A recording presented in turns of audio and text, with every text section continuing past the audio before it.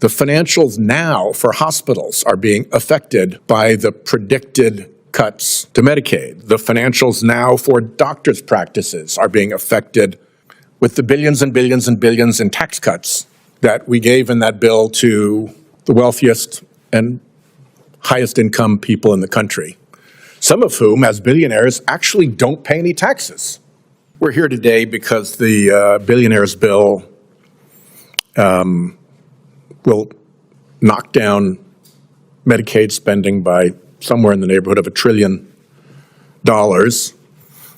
Some basic facts are the Medicaid money does not go to the Medicaid recipient. It goes to the people who provide the health care. It goes to hospitals. It goes to nursing homes. It goes to doctors. It goes to pharmacists. So when you drop that kind of a spending cut into our healthcare system, you're going to see real problems.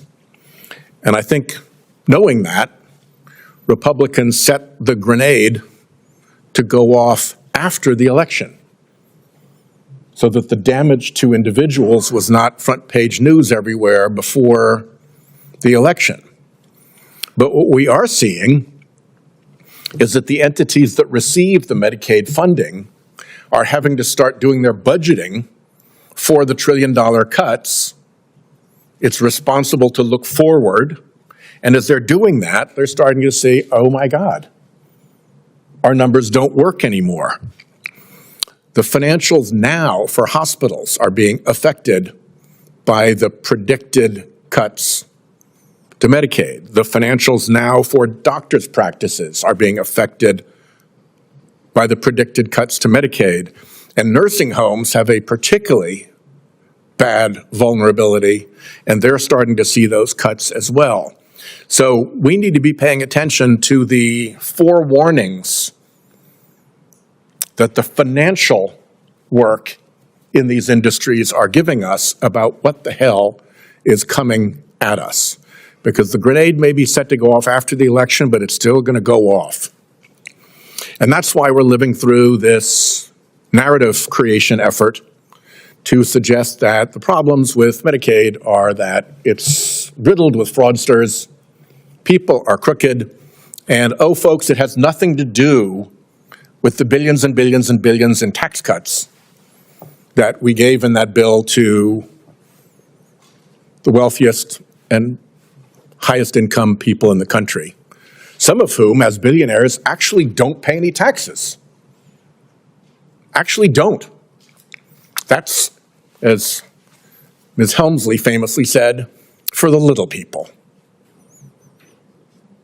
And this body is highly responsive to those billionaires, and so, of course, out went the Medicaid spending, in went the tax cuts for billionaires, and that's why we are where we are. The device is employment reporting. It's to create a red tape bomb that makes it as difficult as possible for people on Medicaid to fill out the requisite paperwork so they can keep their benefits.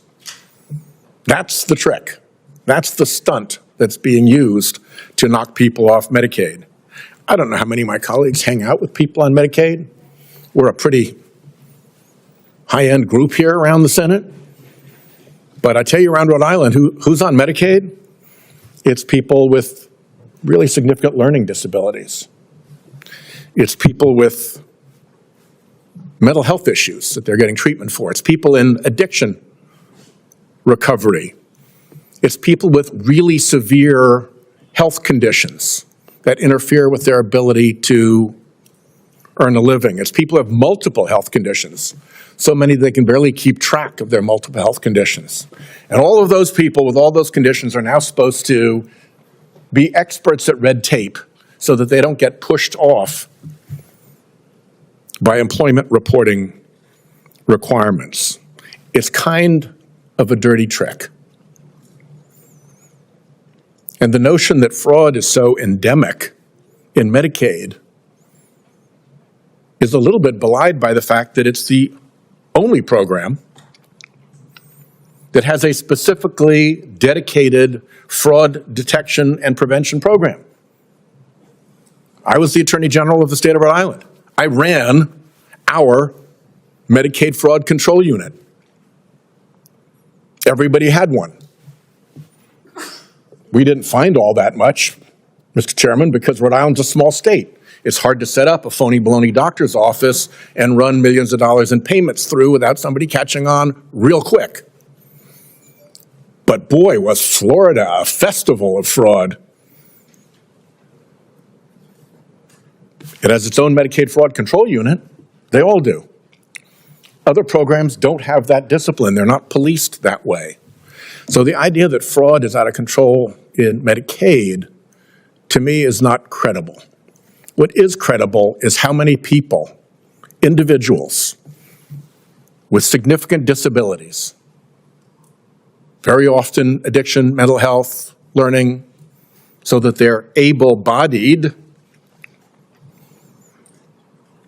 are going to get clobbered by the red tape bomb that Republicans set to go off after the election. And the tell is the financials of the providers who are looking forward to what their financial world looks like when that grenade goes off.